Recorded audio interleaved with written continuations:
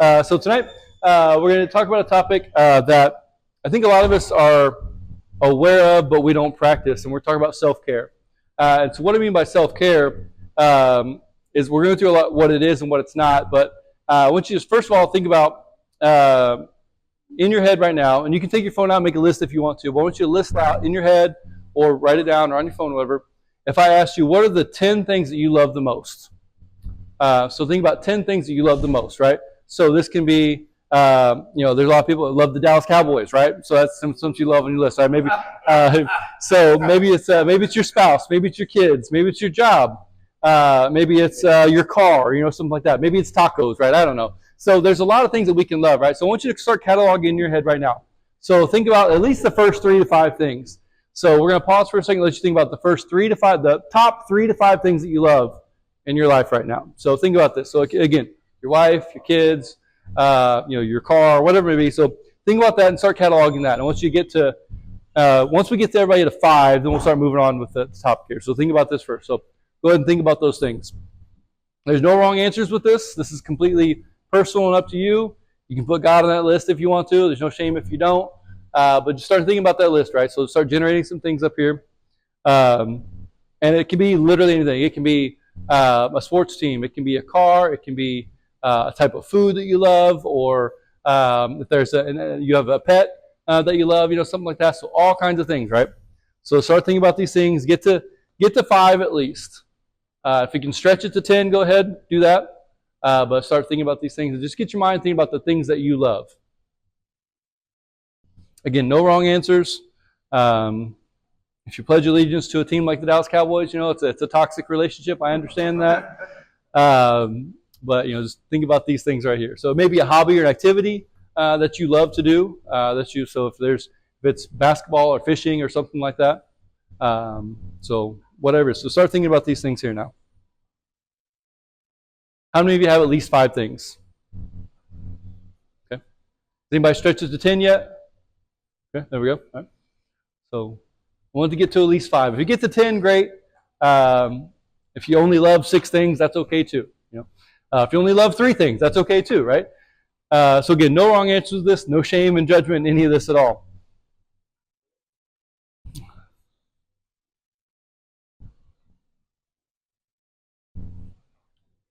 All right, has everybody got at least 5 now? Okay. Now I want you to think about this. Go ahead and share a couple of things that are on your list. Somebody pop up, share one of the things that are on your list. What'd you say? Parents, all right, that's great, yeah. Anybody else? Wife and kids, family, yeah. EGC, there we go. All right, yeah, I like that. The Dallas Cowboys, there's one guy, there's at least one. Skateboarding, there you go. All right, what else? Jiu-jitsu, there you go, nice. The gym, all right, perfect, love that. Coaching, there you go, I like that. Skydiving, what'd you say? The new me, all right, cool, I like that. Yeah, there you go, all right. Freedom, amen to that. Kayaking, okay. Let's get a couple more. What else? Quiet time, yep. That's walking. I can agree with that, yep. Food, yeah, there you go. Food in general, if you want to be specific with tacos or spaghetti or something. All right, I'm saying, all right? Yep. One more. One more. Fishing, all right, there we go. All right, so a lot of things that we listed right there about things that we love, right? Now, all of you have either your list written down or in your head, right? How many of you listed yourself? 1 person. 2 people, all right. So, so let's think about that now, right? So as men, we're very selfless and we're very giving, but how often do we prioritize ourselves? And obviously the answer is not very often, right? So by looking at what we talk about, the things that we love, it's not that we hate ourselves, but we don't prioritize ourselves, right? That's why self-care is going to be so important for us to talk about. So again, so now when you think about those things that you mentioned that you love, does your time reflect that? Right? So those of you that said, I love my family, does your time reflect that? Okay? When you say you have a hobby that you like, does your time reflect that? If you say you love Jesus, does your time reflect that? Right? So now think about this. We're going to read Matthew 6:21. Who's got Matthew 6:21? Paul? There you go. Your heart will be where your treasure is. Your heart will be where your treasure is. So your heart often indicates where your time goes as well, right? So you may not love your job, but you probably spend about 40 hours a week there. Most of us spend about 40 hours a week at our job, right? Where else do you spend your time at? So think about where your time is, where your treasure is, that's where your heart is, right? So again, how many of you put yourselves in your top 10? Apparently only 2 of us did, right? So that's a reflection of where we're outpouring all the time. So as men, we are programmed to protect and provide and to lead. And so when we do that, we're pouring out of our cup all the time, right? Okay, so now we're talking about filling our cup tonight. So men are sacrificially selfless, but not void of needs. So just because we're giving all the time doesn't mean we don't need something in return, or we don't need something to keep us going. Just like respect, if you don't love yourself, how can you expect others to love you? Right? So if you don't respect yourself, other people are not going to respect you. So if you don't have boundaries, people are going to take advantage of that, and they're going to use you and abuse you and that kind of thing. But also, if you don't love yourself, people aren't going to love you either, right? So it's really hard for people to love you if you don't know how to love yourself or how you need to be loved, right? So if you can't receive the perfect, unconditional, endless love of Jesus, how can you expect to be able to receive love from a flawed human being? Right? So if you can't accept his love, how would you be expected to be able to receive the love of another human being, whether it's your spouse, your children, your brothers in Christ, that kind of thing. So down here, I've got to really, I love this verse about love, and it's often taken out of context. It's 1 Corinthians chapter 13, verses 4 through 7. It's taken out of context because you hear this a lot of times at weddings, right? So love is patient, love is kind. We're going to read the verse in a second.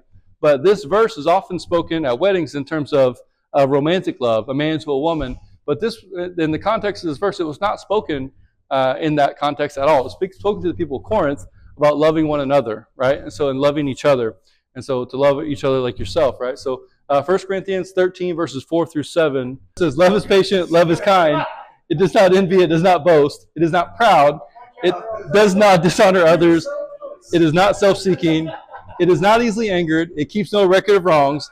Love does not delight in evil, but rejoices in the truth. It always protects, always trusts, always hopes, and always perseveres. So this is what love is, right? And so, again, this is spoken at weddings as like how a man's supposed to love a woman and how the wife's supposed to love the husband, but it's not that context. This is how we're supposed to love each other. And so that's what love is. Love is patient. Love is kind. Love does not envy. And so when you think about this as far as how we love ourselves, are we patient with ourselves, right? So how often do we beat up, man, that was so stupid, I can't believe I did that, right? Or man, I can't believe I'm not getting this down yet, right? Sometimes saying love is kind. Are you kind to yourself? How do you talk to yourself? Like when you make a mistake or when you don't meet the expectation, how do you speak to yourself in that? You does not envy, right? So do you envy other people for what they have or what they do or what they are? It does not boast, right? So are you boastful about what you do? Do you brag? Are you braggadocious? Are you arrogant, right? And so it is not proud. It does not dishonor others. It is not self-seeking, right? So it's more, again, giving. So we tend to get that part right as men as far as the giving part to others, but how we're giving to ourselves, including giving ourselves grace in that. So why is self-care important? So self-care is not selfish. And I want to really drive that home tonight because what we're talking about tonight is not being like, when you're doing something for yourself, it's not selfish. Now, if you're just playing video games, that might be selfish, right? But self-care to improve yourself or to be the best version of yourself is not selfish. In fact, it benefits everybody around you, right? So the best version of yourself is a massive benefit to every person around you. So Mark 1, verse 35. Is that you, Hector?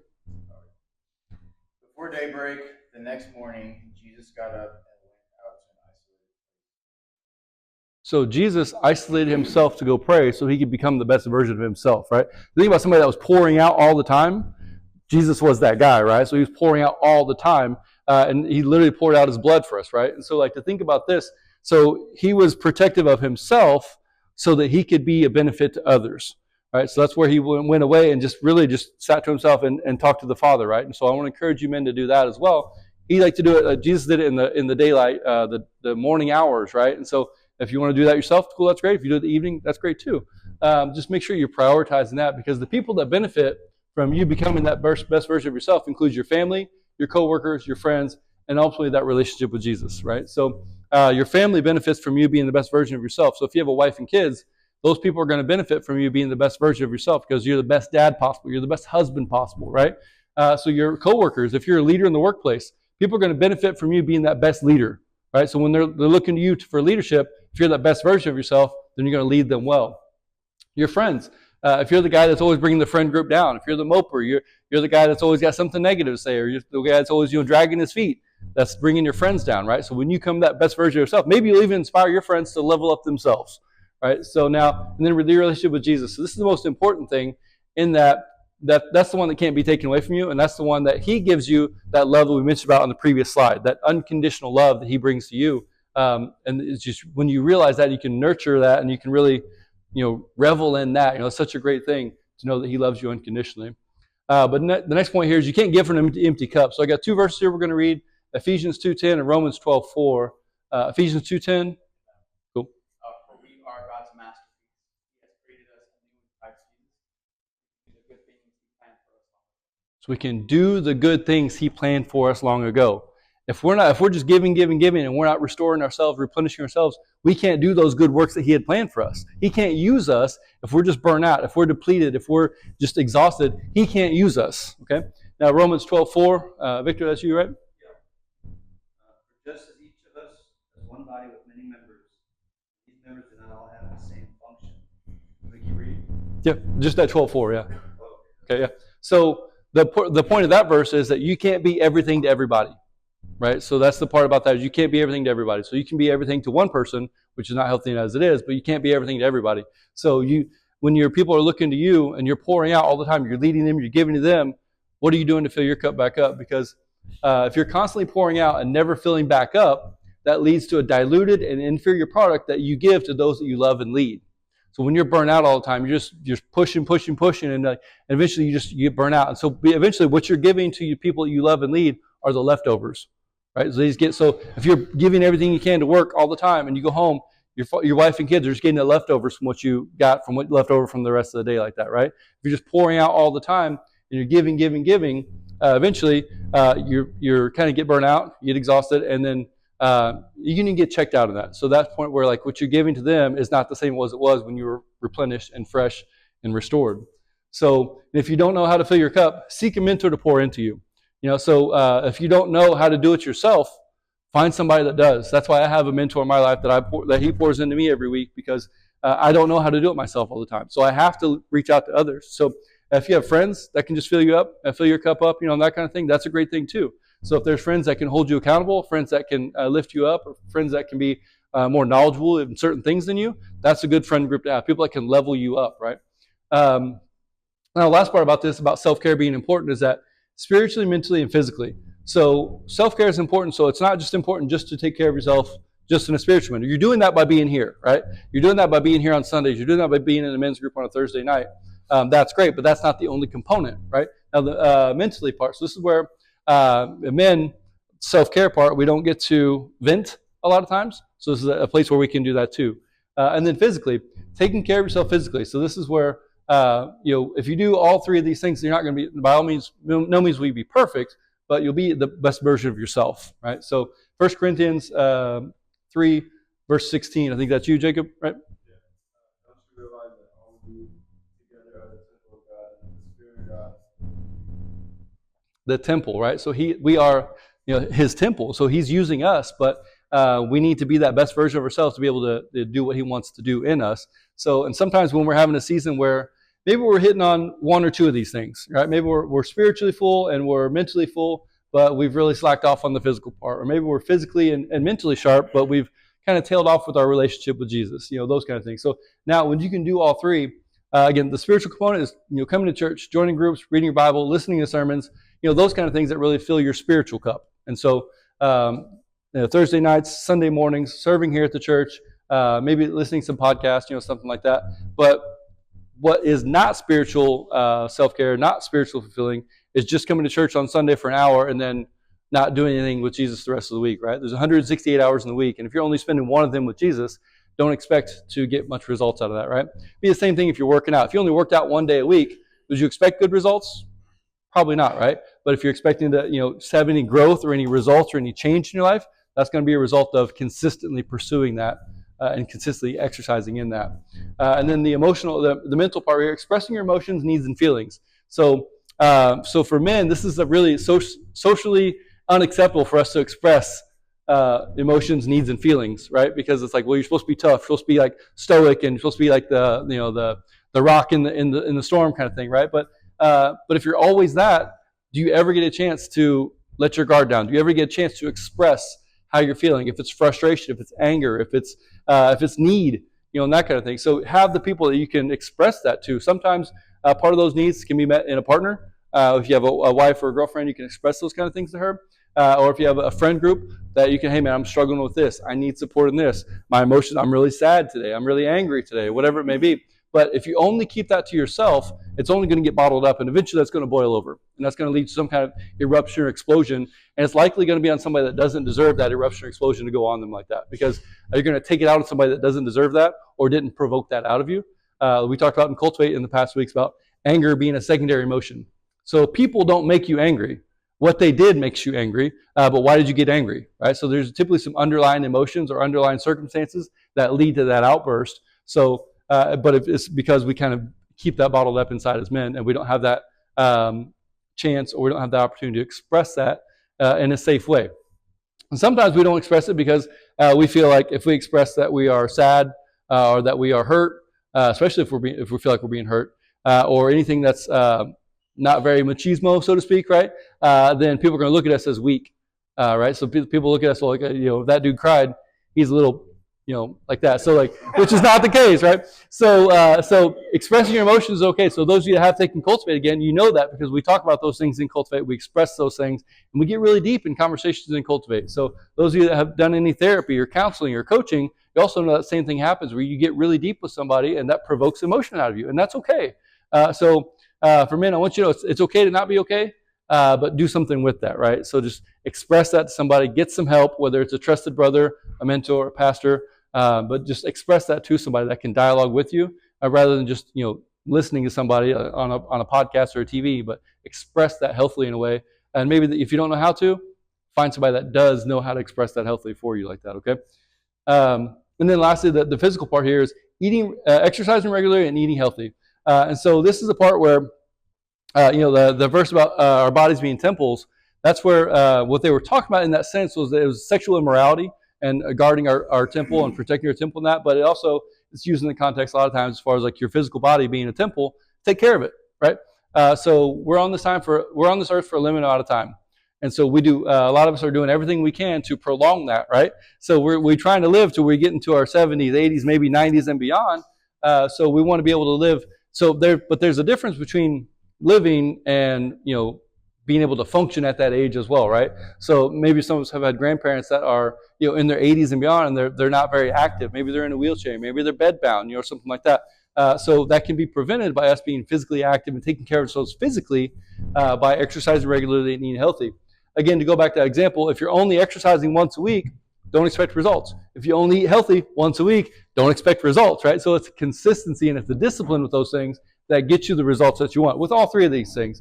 And the eating healthy thing, that's just something that we're, with the information age that we're in right now, there's a vast resources for you to get to as far as the exercise regular and eating healthy. So the information's there. Now what you do with that information is up to you. Kind of the same thing if you read your Bible. The information's there, right? But what you do with it is on you.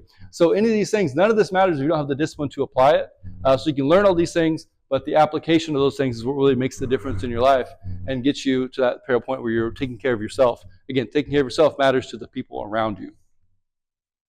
So what is self-care? And so we're going to talk about what it is and what it's not.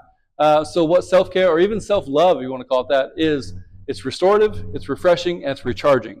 So it's something that should give you life, right? So it brings you back to life, right? So some of us are going to, practice a Sabbath day, something like that. Some of us are going to practice where we take a day off. Hopefully you guys take at least a day off of work every week.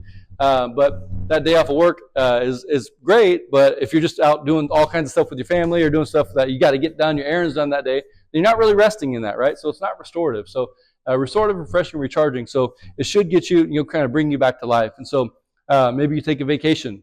And so has anybody ever taken a vacation? They come back and you need a vacation from your vacation, right? So that's not a restorative, that's not a refreshing, that's not a recharging type of vacation, right?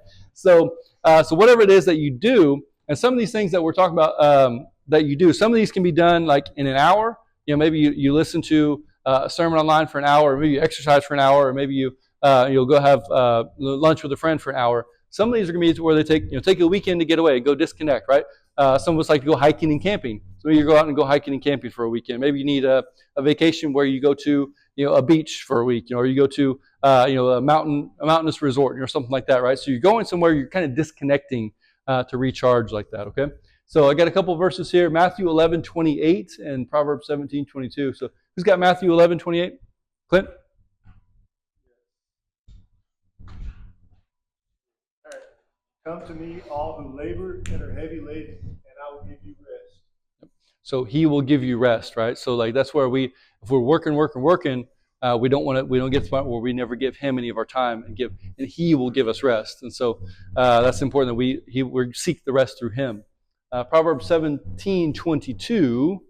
Marty? A joyful heart is good medicine, but a broken spirit dries up the bones. A broken spirit dries up the bones. So a joyful heart, right? So how many times are you in a good mood if you're tired, right? That's never happens, right? So rarely are you in a good mood when you're tired. We talked about being hangry, I think, a week or two ago, right? So never in a good mood if you're hangry, especially if your lady's hangry. That's never good, right? So a joyful heart, right? So then, a broken spirit is dry bones, broken spirit. So basically, you're not in a good mood when you're not recharged. When you run yourself ragged, you're exhausted. You're more irritable, and when you're more irritable, nobody likes that. Nobody around you benefits from that. You snap at people, you short with people, and you just you typically make bad decisions when you do that, right? So the self-care thing, the self-love, again, those are the things that it should be. What self-care is not, it's not exhausting or tiring. So it's not something where you put a lot of effort into and wearing yourself out. Now, if you're riding jet skis on your vacation, that's a little bit different. If you're tired from that, that's okay, right? But it's not something that just wears you out and it feels like it's exhausting or tiring. Second part is laboring or work, right? So you may take some time off of work, but if your mind is still on work when you're off of work, that's not the kind of rest that we're talking about. That's not the self-care we're talking about. A lot of you that are leaders at work, or maybe you run your own business, it's hard to get your mind off of work when you're going away. If you take a weekend off or take a trip off, something like that, it's hard to get your mind off of that. But I promise you, you can disconnect for a little bit. The building's not going to burn down. You can come back the next week and it'll be okay. And then the other part is it's not for others, including your family or work. So self-care is not with others, right? So it's not when you take the kids and you go to the park. That's not what self-care is. That's family time. That's quality time with the family. That's great. But that's not what self-care is for yourself, right? This is when you go disconnect for yourself. And then the last part, it's not for work. So it's not, again, you're not working when you're on vacation. So you're not opening up your emails when you're taking a trip away with the family, or you're not opening up your emails when you're on that, the hiking trip or whatever it may be. And then lastly, self-care it's not destructive. So self-care should be fun. You should enjoy it, but it's not going out and getting drunk. It's not abusing drugs. That's not the kind of self-care we're talking about. So those things, some of you may enjoy doing those things, it may be fun to you, but that's not what self-care is. People don't benefit from you being drunk. People don't benefit from you doing drugs. So self-care is where others benefit from it, okay? So when talking about unconditional love, there is nothing you can do to make God love you more, and there's nothing you can do to make God love you any less, right? So that's what unconditional love is. So that's the love that he laid down for us, is that nothing in the world. So I've got a verse up here. So I think Willie's got this one, Romans chapter 8, verses 38 and 39. Perfect. There you go. And I am convinced that nothing can ever separate us from God's love. Neither death nor life, nor neither angel nor demons, neither our fears for today nor our worries about tomorrow, not even the powers of hell can separate us from God's love. No power in the sky above or in the earth below. Indeed, nothing in all creation will ever be able to separate us from the love of God that is revealed in Christ Jesus our Lord. Amen to that. So that's what the unconditional love is. So that's where, and really, we want to love ourselves like that too, right? So we're not idolizing ourselves, but we are loving ourselves, and that's how Jesus loved us. And so, that's to think about that, the unconditional love, right? So that's the hardest one. The hardest concepts for human to grasp is unconditional love. We think we unconditionally love our spouse. We think we unconditionally love our pets, our kids, things like that, right? A funny joke about this, though. So if you think about who loves you more, your wife or your dog, put them both in the trunk, see who's happy when you open up the trunk, right? So don't do that. Do not do that. It's a joke. Do not do that. So if I get some dirty looks on Sunday, I know why. So if you guys don't come back next week and your wives don't approve, I get it, right? So, but unconditional love, right? So we think about love, it's usually attachments. When we do something, we get love more, right? Or when somebody does something for you, you love them more, right?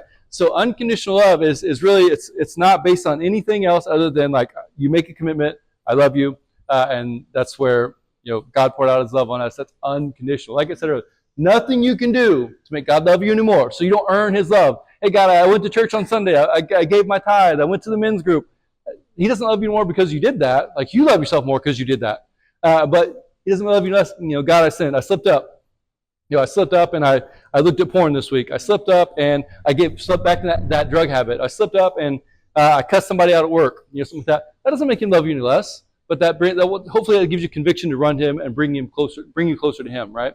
So now when we talk about this, there's 4 types of love, and all of these, the unconditional love, that's the one that we have the hardest time wrapping our brains around as humans. But the 4 types of love, and there was a message a couple of months ago here at the church that we talked about the 4 types of love. Filial love. This is the love of friendship and camaraderie, often involving mutual respect and shared companionship. This is simply amongst your friends. So that filial love. So have you heard the Philadelphia, the city of brotherly love? That's because they share that brother. That's where they got that name from, right? So brotherly love. I have a group of guys, EGC, that we are filial love. We love each other in a brotherly way like that. Eros love. This is the most common type of love we associate the word love with. This is romantic love. This is love between a couple, romantic and passionate, often associated with marriage. So this is that what you typically tell to your wife, your girlfriend. This is that Eros love. And then storge love. This is natural, instinctive love between family members, particularly parents and children.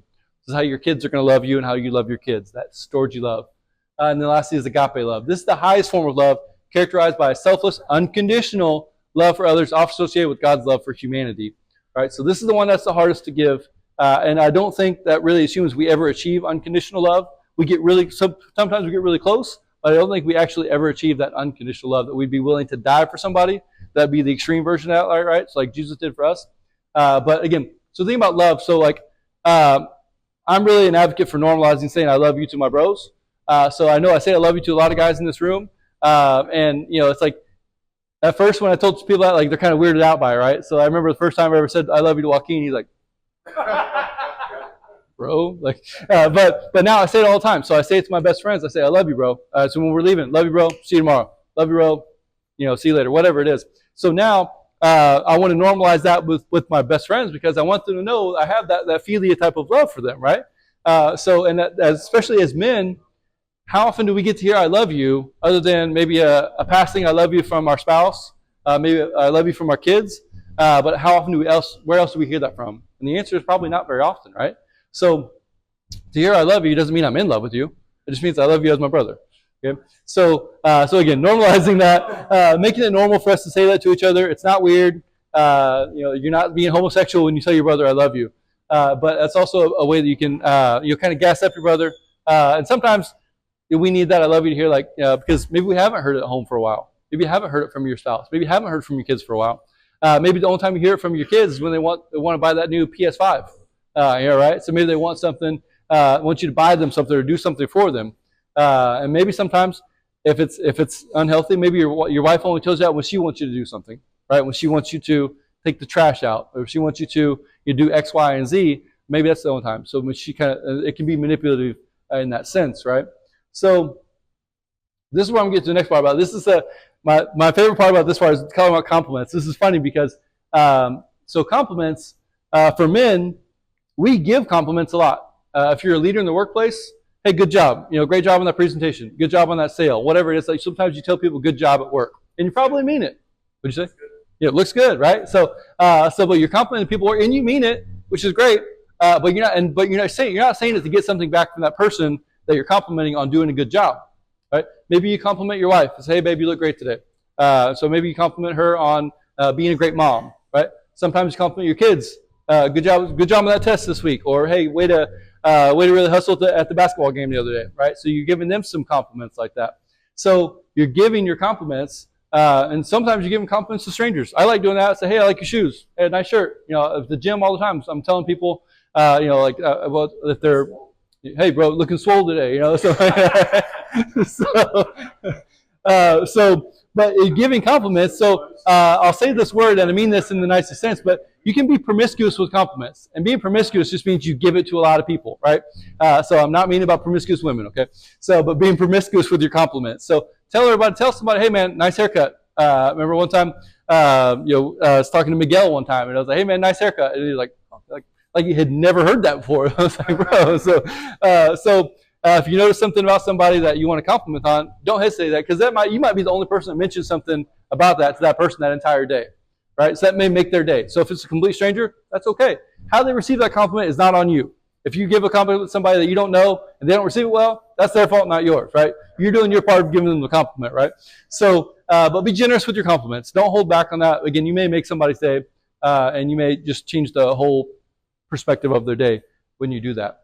Now, on the opposite side of this, though, so again, men, we're giving compliments all the time. Sometimes we're giving compliments because we want something back. So that's a little bit of manipulation right there. I don't live using it like that, but sometimes we do that. But most of the time we're giving compliments because we're leaders and in the workplace and in the home, and our words carry a lot of weight. So when we tell our kids, great job, I'm proud of you, that may mean a lot to them. So think about right now, if your dad told you, I'm proud of you, that would mean a lot to you right now in this moment, right? So think about that when you tell the people who look up to you at work, hey, great job, that means a lot to them. Think about when you get complimented at work. So if your boss tells you, hey, man, great job, that means a lot to you. So we give a lot of compliments. Remember earlier I was talking about giving all the time as men, right? So now on the opposite with the compliments, how often are we receiving compliments, right? So now here's the part about this is that how many compliments do you receive without attachment, right? So that's the part about that. So you can get compliments, but without expecting something in return, that person expecting something in return, right? So when you're at the workplace, if you're a leader in the workplace, and somebody gives you a comment, hey, boss, you look really good, you look really sharp today. Hey, boss, like, I tell you how great of a leader you are. And, they're asking for a raise, they're asking for time off, they're asking for all these things, right? So very rarely are you going to get a compliment in the workplace, and somebody says, hey, man, I really appreciate your leadership. And that's it, right? So it's supposed to have, it's attached to something else. They want something from you, right? Or if you compliment your spouse, or your spouse compliments you, hey, babe, I ever told you how great you look when you mow the yard? What do you think she's asking, right? So she's asking to mow the lawn, right? So most of the time when we get a compliment from somebody, there's an attachment to it. Again, I mentioned the kids, or maybe they want to buy that new game for the PS5, or they want to buy some new shoes, something like that, right? So typically when men receive compliments, there's an attachment to it because that person that gives the compliment wants something in return, right? And that's most often how we get compliments. So one, we don't get compliments very often, right? So how often in the last week, how many people in here have gotten complimented more than twice in the last week? Not very many of us, right? How many of you have got complimented today? Okay, so again, not very many of us, right? So that's the problem, is where we're running into a situation. Now, how many of you gave a compliment today? Right? How many of you gave more than 5 compliments in the past week? Right? So you can see the disproportion here already now, how we're giving, and so we're giving in all these senses, especially in the sense of compliments, right? So now, here's the thing about, this is funny. So women compliment each other all the time, whether they mean it or not. Right? So, I love your shirt, nice shoes, I love your nails. They don't mean that. They're just saying that because they want to befriend that, but they want to be rude to that person, right? So, right? And guys do the opposite. We make fun of each other, right? Hey, bro, where'd you get your shirt at, Baby Gap? And like we say stupid stuff like that, right? So we're always clowning on each other, making fun of each other. Whether we mean, but we're actually being nice to our friend when we say that, and women are doing the opposite of that, right? So men get complimented, but with strings unattached. Now, the social view of man-to-man compliments. This is what's really funny about this, because it's pretty normal and accepted for a man to compliment a woman. Right? So that's kind of the expectation is for us to compliment women. And whether it's on an appearance or whether it's on something that they do, we are expected to compliment women. We're expected to open doors for women. We're expected to do the things that are chivalrous of us, right? But we're not expected to compliment other men, right? We're not expected to say, hey, bro, I like that shirt. Or, hey, bro, like, where'd you get those shoes at? Something like that. We're not expected to compliment men on their haircuts. We're not expected to compliment men on that cool car, or we're not expected to compliment men on how great of a leader that they are, right? So we're not expected to do that. It's a societal abnormality, so to speak, right? So the problem with that is that men are so deprived of compliments that we don't know how to act when we get one. Right? So, oops, go back. So we don't know how to act when we get one. So when somebody gives us a compliment, like it's like, but there's nothing to follow, and they don't want anything behind that. We're like, what do I do? Like, wait a minute. It's like your brain doesn't know how to process, right? So you're expecting, and I want this after that, right? So sometimes when we get a compliment, we're just so befuddled that we don't know what to say. So sometimes we'll just automatically say a compliment back. So with, hey, nice haircut. Hey, you too. What? So we don't know what to say because we're so, it's so abnormal for us. So like when we automatically, we'll do a couple things when we get a compliment. We either obligatory compliment back, like, hey, you too, or something like that, and it doesn't even make any sense. Or we do one of these three things here at the bottom. We deflect, we defer, or we deny. All right, so we'll deflect, and we'll say, no, it's not that big of a deal. So, I told Hector he looked sharp tonight. If he would have said, no, it's nothing, I just like this all the time. You're like, it's not true. I didn't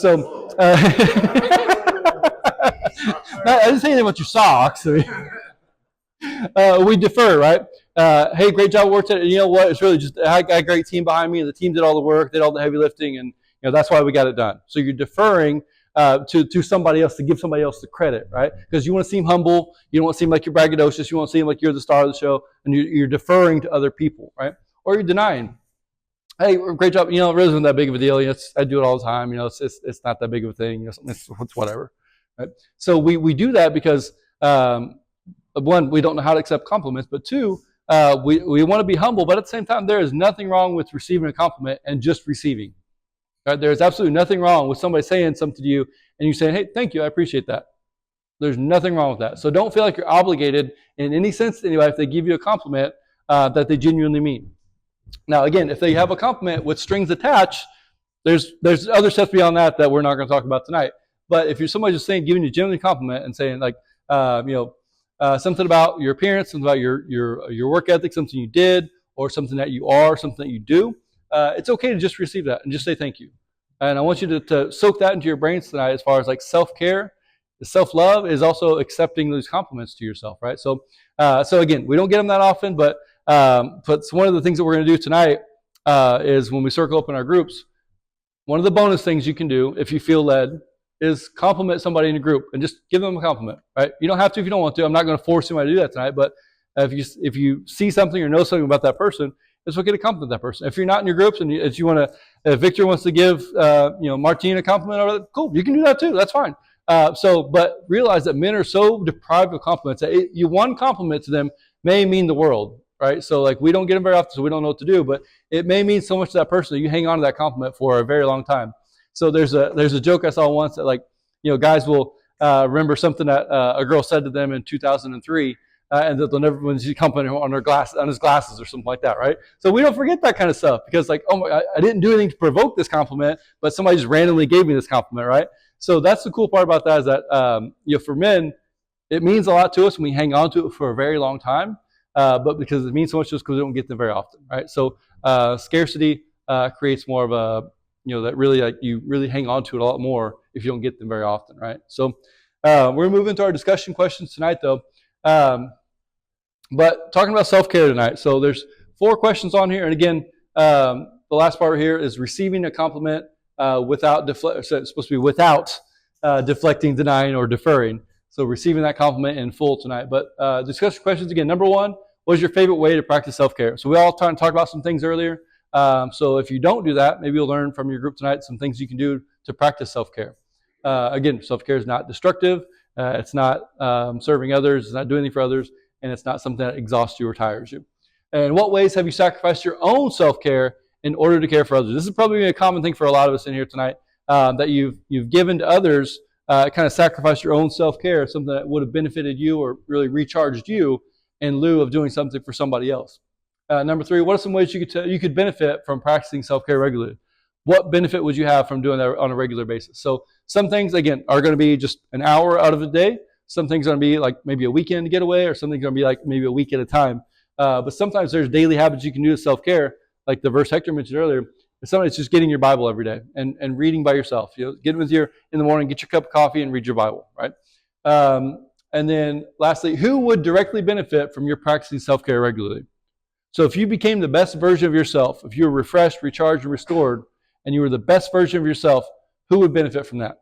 So who would be directly benefit from that version of you like that? Okay. And again, lastly, the bonus is if somebody gives you a compliment, just receive it. Don't obligate yourself to compliment them back. It's okay. So if it's in your group tonight, great. If it's somebody in another group tonight, or if it's one of the sisters of courage tonight, or you go home tonight and you give your you compliment your wife and kids, give one, but don't expect one in return. But if you receive a compliment, just receive it. Just say thank you. Okay. So we're going to break into our groups now.